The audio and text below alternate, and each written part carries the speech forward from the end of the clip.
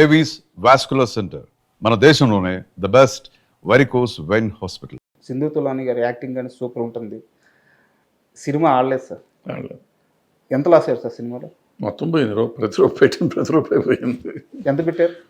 దగ్గర దగ్గర ₹1,00,00,000 పెట్టాం. ₹1 కూడా రాలేదు. ₹1 శాటిలైట్కి వచ్చిన కొంత వచ్చింది. అప్పుడు అంత మంచి సినిమా తీసినప్పుడు ఇలాంటి రిజల్ట్ చూసినప్పుడు ఏమనిపించేది సార్ మీకు? ఏమవుతుంది, బాధపడతాం. అంతకంటే ఏం చేస్తాం అంటే అది నేను ఒక రకంగా క్రౌడ్ ఫండింగ్ ఫ్రెండ్స్ పెట్టారు. తలా 10 లక్షలు వేసుకుని చేసాం ఆ సినిమా. 7-8 మందిని కలిసి తలా 10 లక్షలు వేసుకుని చేసాం. అండ్ ముందు నుంచి మెంటల్గా ప్రిపేర్డ్. మా అల్లుడు అంటా ఉన్నాడు, ఎవరి కోసం తీస్తున్నావు ఈ సినిమా, ఎవరు చూస్తారని. ఆయన అన్న నాకు నమ్మకం ఉంటుంది ఏదో చూస్తారని. నేను తప్పు, ఆయన రైట్. మీరు ఇదే తప్పు మీ కెరీర్లో ఇంత ముందు కూడా ఒకటి చేసినట్టున్నారు. అన్ని పార్టీలు తర్వాత కూడా చేశాను. ప్రతిఘటన కూడా చేశాను 2014లో మళ్ళీ. సో తప్పులు చేస్తానే ఉంటాం, తప్పులదే ఉంది. మనిషి అన్నాక తప్పులు చేస్తాడు. ఇదే ఇందాక అన్నారు, మీరు ఏం నమ్ముతారు? నేను నమ్మిందే దాని మీద తీస్తాను. నా నమ్మకం జనానికి నచ్చట్లేదు. అండ్ మీ సినిమాలు చూస్తే సార్, మీరు ఎవరికైతే సినిమాలు తీశారో ఆర్టిస్టులు, చిరంజీవి గారు కానీ, శ్రీకాంత్ కానీ, మన సుమన్ గారు కానీ, మిగతా ఆర్టిస్ట్ అందరూ, మీరు ఎవరైతే వాళ్ళ కెరీర్ స్టార్టింగ్లో మీ చెయ్యి ఇచ్చి వాళ్ళతో సినిమా తీశారో వాళ్ళందరూ అద్భుతమైన స్థానంలో ఉన్నారు. మీ చెయ్యి మీకు తప్పించి అందరికీ కలిసి వచ్చింది అంటే ఏమంటారు? అసలు తప్పు అంట సార్. ఎందుకంటే నేను సినిమా తీసాను అంతే సార్. దీంట్లో ఏమంటారు, దాంట్లో భగవద్గీతలో చెప్తాడు కదా, నువ్వు చేయాల్సింది చెయ్యి అంతే తప్ప నువ్వు ఆశించి చేయకూడదు అంటాడు. ఏం ఆశించి చేసింది కదా ఫస్ట్ పాయింట్. ప్లస్ నా అవసరానికి చేసింది ఇదంతా. మీరు చిరంజీవి గారు అంటారు, చిరంజీవి గారికి ఆ రోజు నాకు నా రెమ్యునరేషన్గా ఆయన చేశాడు కాబట్టి నేను చేశాను. నాకు ఆ సినిమా చేద్దాం, వేరే పెట్టి ఇంకా పెద్ద హీరోని పెడతానికి నా దగ్గర డబ్బులు లేవు, నా దగ్గర ఉన్న డబ్బులకి నేను చేశాను. సో ఆయన వచ్చి మళ్ళీ మనకేదో చేయాలనుకోవటం తప్పు. భానుచంద్ర అయినా, సుమన్ అయినా, శ్రీకాంత్ అయినా, ఎవరైనా కానీ నా అవసరానికి ఆ రోజు నేను చేశాను తప్ప వాళ్ళని ఉద్ధరిద్దామనో అని ఏమీ లేదు. వాళ్ళకైనా సెంటిమెంట్ ఉందో ఏమన్నా ఉంది మా వాడు అనుకుంటే అనుకోవచ్చు, తప్పులేదు. అనుకోకపోయినా తప్పులేదు, ఇబ్బంది లేదు. మనకి అనుకోవాలని కూడా రూల్ లేదు సార్. అండ్ ప్రతిఘటన సినిమా టాపిక్ వచ్చింది కాబట్టి, అంటే ఇది మీకు సంబంధం లేని ప్రశ్న, కానీ మీరు చార్మి గారిని దగ్గర నుంచి చూశారు. ఆమెని అంటే చార్మీలో అందమని కానీ ఆమె బాగుంటుందని స్క్రీన్ మీద చూపించడం కానీ చాలామంది చేస్తే ఆమె యాక్టింగ్ సైడ్ మీరు చూపించారు. సో చార్మి గారు అలా కెరీర్ వెళ్తున్నప్పుడు అకస్మాత్తుగా ఆమె కెరీర్ ఆగిపోయి ఒక నిర్మాతగా టర్న్ తీసుకొని ఈ రోజున ఆమె కష్టపడుతుంది కానీ ఒక సైడ్ నుంచి నిందలు మోయడం కానీ, సో చార్మి గారి కెరీర్ ఇలా అవ్వడానికి మీరు దగ్గర నుంచి చూసిన మనిషి కాబట్టి ఎందువల్ల అయిందంటారు?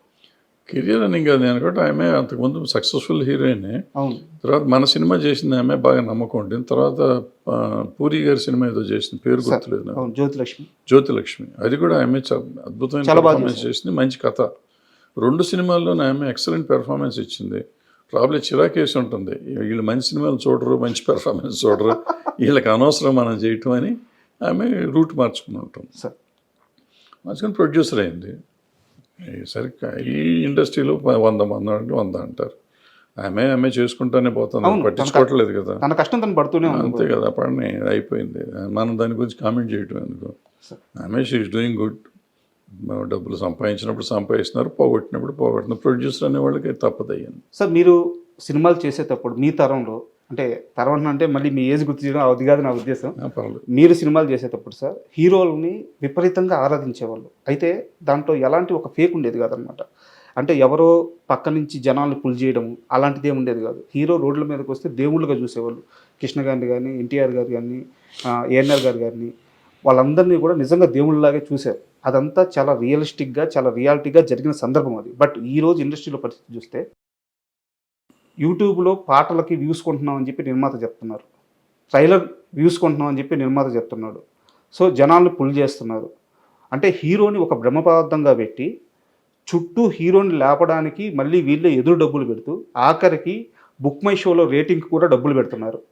సో నిర్మాతలే ఇంత ఖర్చు చేసి నిర్మాతలే హీరోని లేపుతున్నారు. ఈ రోజున ఉండే హీరోల రియల్ క్రేజ్ రియలేనా అంటే ఏం చెప్తారు? అంటే మరి రియల్ క్రేజే కదా, చచ్చిపోతాం అంటున్నారు అక్కడ. పచ్చబొట్లు పొడిపించుకుంటున్నారు చేతుల మీద, కాళ్ళ మీద, మెడ మీద, సార్ బొడ్డు మీద, అన్ని చోట్ల పొడిపించుకుంటున్నారు, గుండెల మీద, సార్ ఇన్ని చోట్ల పచ్చబొట్లు పొడిపించుకుంటున్నారంటే రియలేనే కదా. మరి నిర్మాతలకు ఎందుకు సార్ ఇన్ని కష్టాలు? ఇప్పుడు మీరు ఒకటి అడుగుతున్న ప్రశ్నలోనే సమాధానం ఉంది మీకు. సార్ ఆ రోజునైనా ఈ రోజునైనా, ఆ రోజున అట్లీస్ట్ మార్నింగ్ షోకి వచ్చేవారు ఫ్యాన్స్ అంతా. ఈరోజు ఫ్యాన్స్ ఇంత పెద్ద ఫ్యాన్ ఫేర్ ఉన్న సినిమాలు కూడా కొన్ని సినిమాలకి మార్నింగ్ షోనే ఫుల్ అవట్లేదు. అవును, ఇది పెద్ద హీరోలు అని చెప్పబడే వాళ్ళ సినిమాలు కూడా. అంటే మరి దాంట్లోనే అర్థమైపోతుంది. మళ్ళీ అక్కడేమో హయ్యెస్ట్ ఫ్యాన్స్ ఉన్న హీరో అంటారు వాళ్ళు. మరి ఆ హీరో సినిమా మార్నింగ్ షోనే ఫుల్ అవ్వాలిగా. సోషల్ మీడియాలో ఒక్కొక్కరు హ్యాండిల్ చూస్తే కొన్ని మిలియన్స్ సినిమాలు మార్నింగ్ షో ఫుల్ అవ్వట్లేదు. Morning show. మరి ఆ పరిస్థితి ఏమొస్తుంది ఏం చెప్పలేము. ఇప్పుడు ఏమైపోయింది, సోషల్ మీడియా అయిపోయింది. ఎక్కువ మంది ఈ సోషల్ దాంట్లో పేర్లు పెట్టుకుని వాళ్ళ వ్యూస్, యూట్యూబ్ కోసం వచ్చేవాళ్ళు కొంతమంది, టీవీలో కనపడటం కోసం వచ్చేవాళ్ళు కొంతమంది, వీళ్ళంతా ఫ్యాన్స్ అయిపోయారు. నిజంగా ప్యాషనేట్గా ఆయన కోసం, పలానా హీరో కోసం నేను ప్రాణం ఇస్తాననే వాళ్ళు బయటకు చెప్పేవాళ్ళే కానీ ఇచ్చేవాళ్ళు తక్కువ. ఓ 10%, 20% ఉంటారు. గతంలో ఏంటంటే 80% వాళ్ళు ఉండేవారు, 20% పబ్లిసిటీ కోసం వచ్చేవాళ్ళు. పబ్లిసిటీ లేకపోతే దానివల్ల అడ్వాంటేజ్ తీసుకుందాం అనుకునేవాళ్ళు. ఇప్పుడు శోభన్ బాబు గారికి, కృష్ణ గారికి, ఈ రోజు ఎన్టీ రామారావు గారికి, నాగేశ్వరకి ఈ రోజుకి ఇంకా ఫ్యాన్స్ అట్టాగా ఉన్నారు. వాళ్ళందరికీ 70 ఏళ్ళు 80 ఏళ్ళు వచ్చినా వాళ్ళు ఈ రోజుకి వాళ్ళ డబ్బులు పెట్టుకుని ఫంక్షన్లు చేస్తారు. కృష్ణ గారికి ఏ ఊళ్ళో పెడితే ఆ ఊరిలో విగ్రహం పెడుతున్నారు ఇప్పుడు వాళ్ళ సొంత డబ్బులతో. శోభన్ బాబు గారికి ప్రతి సంవత్సరం ఆయన బర్త్డే రోజు జనవరి 30వ తారీఖు, జూన్ 30వ తారీఖు అనుకుంటే ఇప్పుడు వాళ్ళు రెగ్యులర్గా ఏదో ఇది చేస్తూ ఉంటారు, ఫంక్షన్లు చేస్తారు లక్షలు ఖర్చు పెట్టి. సో మరి ఏం చెప్తాం అంటే వాళ్ళకి అంత అభిమానం ఉంది, ఇప్పుడు కూడా వాళ్ళు చేసుకుంటున్నారు. సో ఇవన్నీ ఏంటంటే అభిమానం. మరి ఇప్పుడు ఉన్నవాళ్ళు మరి మార్నింగ్ షో రావట్లేదు జనం. అంటే వాళ్ళు 300-400 రూపాయలు ఖర్చు పెడతారు. ఇప్పుడు ఉన్న 10 మంది 20 మంది లక్షలు ఖర్చు పెట్టి చేస్తున్నారు సార్. తేడా. అండ్ మీ మీద నాకు ఒక కంప్లైంట్ ఉంది సార్. ఆ కంప్లైంట్ అంటే అది నాది కరెక్టేనా లేదు నువ్వు తప్పుగా అర్థం చేసుకున్నావు రాజా అంటారా? నేను అడుగుతాను, మీరు చెప్పండి దానికి.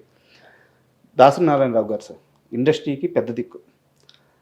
ఆయన పరిష్కరించినన్ని సమస్యలు కానీ, ఆయన ఆదరించినటువంటి మనుషులు కానీ, సో అంటే పరిశ్రమలో ఎవరికి ఏ కష్టం వచ్చినా దాసరి గారు ఉన్నారు, ఆయన కాంపౌండ్లో అడుగు పెడితే ఆ సమస్య పరిష్కారం అవుద్ది అని చెప్పి ఒక నమ్మకం ఉండేది. అయితే దాసరి గారి చుట్టూ కొంత వలయం ఉండేది మీలాంటి వాళ్ళు. ఆ సమస్యల్ని ఫస్ట్ విని ఫిల్టర్ చేసి దాసరి గారి దగ్గరికి తీసుకెళ్ళింది మీలాంటి వాళ్ళే, 3-4 ఉన్నారు. సో ఇక్కడ అన్ని వింగ్స్ గురించి మీకు ఒక అవగాహన ఉంది. ఈ రోజున ఇండస్ట్రీలో దాసరి గారి స్థానాన్ని ఎవరు రీప్లేస్ చేయలేరు. అది నేనే కాదు, మీరు కాదు, అందరూ చెప్తున్నమాట. ఎందుకంటే స్టార్స్ ఉన్నారు కానీ చిన్న కార్మికుల కోసం సమయాన్ని వెచ్చించలేరు వాళ్ళు అని చెప్పి ఉన్నారు. నా కంప్లైంట్ ఏంటంటే మీ విషయంలో చిరంజీవి గారితో మీకు క్లోజ్ అసోసియేషన్ ఉంది, బాలకృష్ణ గారితో క్లోజ్ అసోసియేషన్ ఉంది, మోహన్ బాబు గారితో క్లోజ్ అసోసియేషన్ ఉంది. సార్ ఇక్కడ ఇండస్ట్రీ అంటే ఏంది అనే పరిస్థితి నిజంగా సమాధానం లేదు. ఇండస్ట్రీ అంటే ఎవరంటే చెప్పే సమాధానం లేదు. ఈరోజు మీకు అన్నిటి మీద అవగాహన ఉండి వీళ్ళందరితో ఒక పరిచయం ఉండి మీరు ఎందుకు వీళ్ళ ముగ్గురులో ఎవరో ఒకరు పక్కన చేరి మనం చూసుకుందాం, నేను చూసుకుంటాను, మీ స్టార్ పవర్ అండగా ఉంటే నేను ఫీల్డ్ వర్క్లో నేను చూసుకుంటానని చెప్పేసి అన్ని విషయాల మీద అవగాహన ఉన్న మీరెందుకు కామ్ అయిపోయారు సార్? ఇది సర్వీస్ చేయటానికి ఎఫోర్డబిలిటీ ఉండాలి సార్. నేను ఇందాకే చెప్పాను, ఫస్ట్ క్వశ్చన్లోనే చెప్పాను, జీవితం నిజ జీవితం వేరు, ఈ మీరు మాట్లాడుకోవటం వేరు సార్. ఇప్పుడు మీరు నలుగురికి నేను అవైలబుల్గా ఉండాలి, 100 మందికి అవైలబుల్గా ఉండాలి. దాసరి నారాయణరావు గారి ఇంట్లో రోజు ఒక 100-200 కాఫీలు టీలు పెట్టేవారు. ఒక 30-40 మంది భోంచేసేవారు రోజు, 2 పూట్ల. సాయంత్రం టిఫిన్లో ఒక 40-50 మంది తినేవారు. ఆయన నెలకి ఒక 15-20 మందికి నెల డబ్బులు పంపించేవాడు, సంబంధం లేకపోయినా అవసరం. మీరు ఇందాక అడిగారు కష్టాలు ఉన్నవాళ్ళు అని చెప్పి, అటువంటి వాళ్ళు తెలిసిన వాళ్ళకల్లా డబ్బులు పంపించేవాడు నెల కవర్లు వెళ్ళి. న్యూ ఇయర్ రోజు డబ్బులు ఇచ్చేవాడు, అయ్యప్ప మాలేసినప్పుడు డబ్బులు ఇచ్చేవాడు, ఏదో రకరకాలు చేస్తూ ఉండేవారు. ఇది కాకుండా సమస్యలకి చేస్తూ ఉండేవారు. మళ్ళీ పెళ్ళిళ్ళని పెటాకులని పోయినప్పుడు వచ్చినప్పుడు ఇస్తూ ఉండేవారు.